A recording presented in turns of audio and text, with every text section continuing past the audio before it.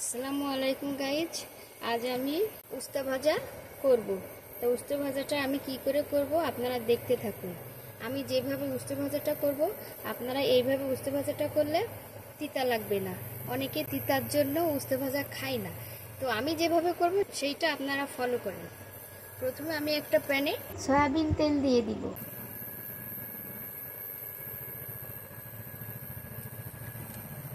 তেলটা গরম হলে কেটে রাখা পেঁয়াজ দিয়ে দিব।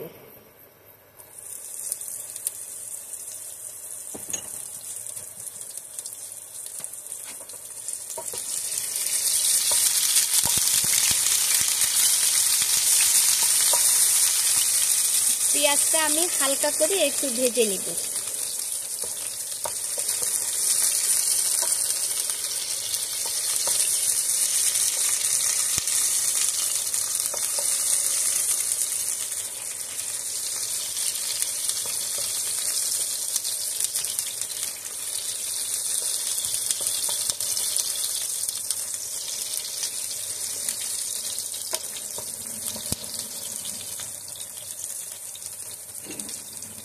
এখন এর সঙ্গে অ্যাড করব কেটে রাখা কাঁচা ঝাল।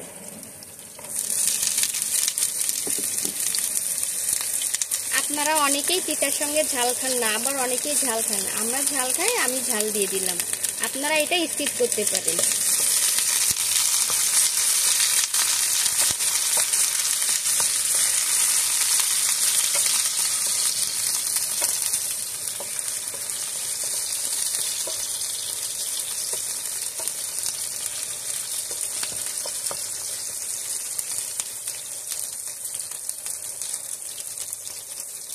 কাঁচা ঝাল পেঁয়াজটা আমি ভালো করে একটু ভেজে নিয়েছি। এর সঙ্গে এবার দিয়ে দিব কুচিয়ে রাখা আলু।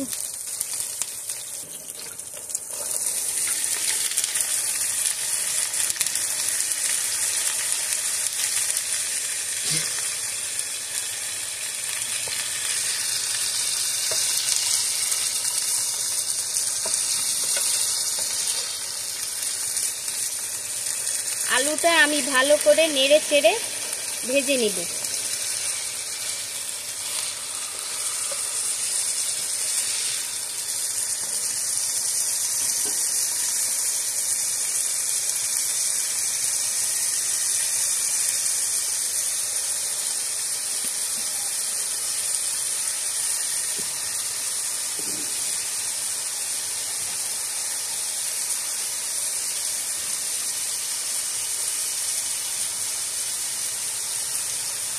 স্বাদ মতো লবণ দিয়ে দিব।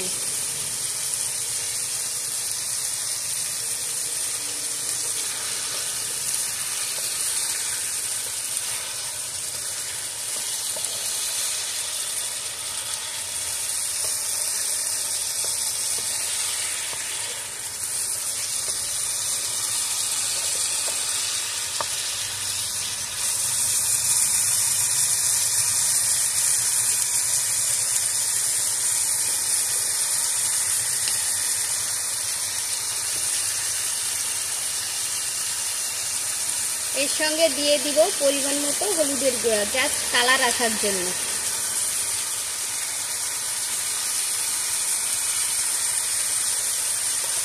এবার আমি ভালো করে নেড়ে চেড়ে নিব।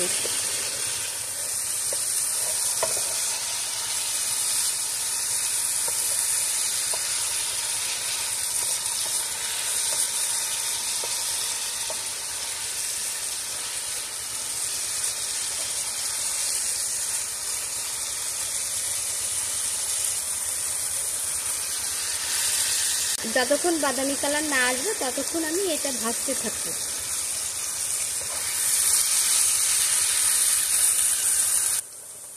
এই যে আলুটা ভাজতে ভাজতে বাদামি কালার এসে গিয়েছে। এখন এর সঙ্গে আমি উস্তা দিয়ে দেব।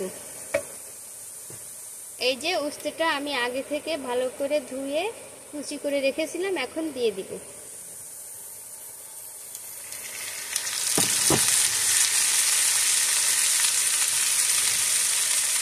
আমি আবারও বলছি গাইজ, আমার মতো এভাবে উস্তা ভাজি করে খেয়ে দেখবেন, একটু তিতা লাগবে না।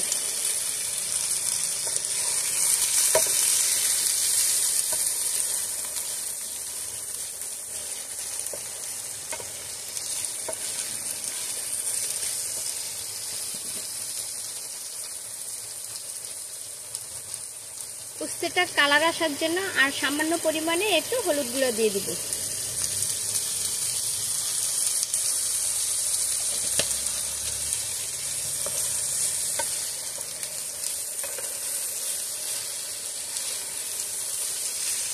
ভালো করে নেড়ে দেব।